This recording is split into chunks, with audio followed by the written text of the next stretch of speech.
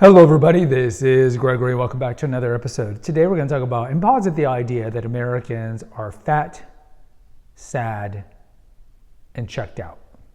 Now before we begin, if you need help with weight loss, contact me through the Clarity FM link found here in the episode notes. As you guys know, I've lost over 100 pounds and I've kept it there for 33 years. If you need help, let me know. Also post a comment. Now you can see this as maybe a depressing episode, and this is of course pretty anecdotal. I'm recording this between Christmas and New Year's. And look, if you live in like South Beach or somewhere like that, where pretty much there's a certain demographic that lives there, you might not see this kind of world. Like in South Beach, pretty much, not everybody, but a lot of people are really fit and it's younger. It's a younger demographic, fitter demographic. But if you live in a typical American, relatively large city, you can't deny the fact that we are the fattest we've ever been. We are fat. Let's be real. I'm not shaming anybody. We are fat. Statistically, we're fat. Now, the younger generation will be like, oh, yeah, this snowflake generation, you're making me feel bad. Older generation will be like, yeah, we are. We're the fattest we've ever been in American history. It's documented, it's empiricized, it's empirical. And with that, I think that if you look around at people, and I think it's fascinating when you go to grocery stores, and we've talked about this in a previous episode, look at people's grocery carts and then look at them. And then look at their grocery carts and look at them. And look at their grocery carts and look at them. And you'll notice, right? There's a certain demographic that's going to have a certain grocery cart. And so if you look at somebody's grocery cart, you can almost like project like what these people are going to look like. If you look at a grocery cart, it's a lot of frozen pizzas and a bunch of sodas and a bunch of chips and prepackaged foods, all the highly industrialized processed foods. You're going to look up at them and they're probably going to be overweight. Because we are what we eat.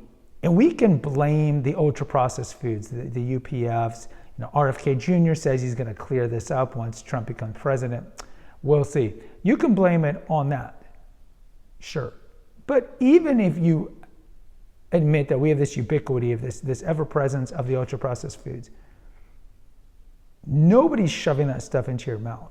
Yes, it's high in calorie and it's low in nutrition, but it's the overindulgence of UPFs that's led to obesity, among other things.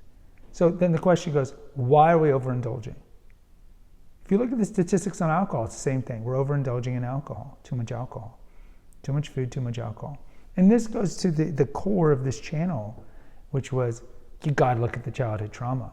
A dog doesn't overindulge in these things. A 3-year-old eats when it's hungry and walks away. But if you look at our bodies, you look at our grocery carts, you look at our alcohol consumption, these are all at all-time highs. So why are we trying to numb the pain? Some would say it's economic uncertainty, right? You don't know about the future. Maybe. We live in a much better time than the 1840s where children were dying all the time, adults were dying from diseases, there were still plagues and whatnot.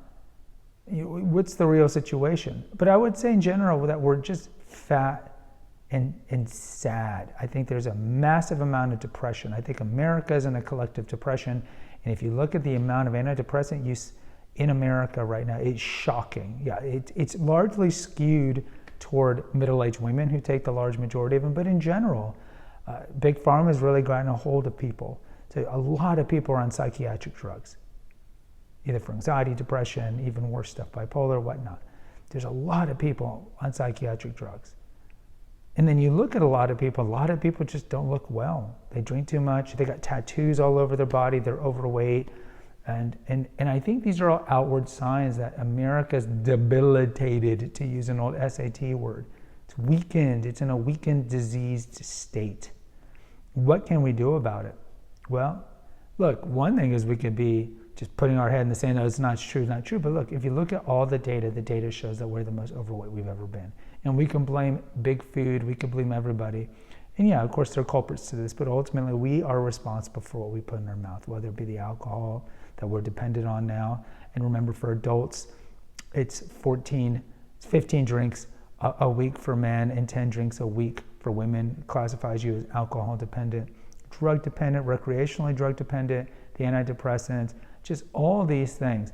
We need to be accountable. And ultimately, nobody cares about our health, mental or physical, more than we should. Nobody really cares, but we need to care.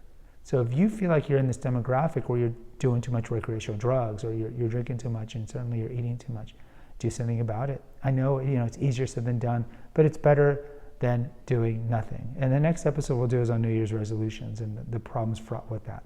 Guys, post in the comments. I'd love to hear from you. Until next time, take care, God bless, and pray.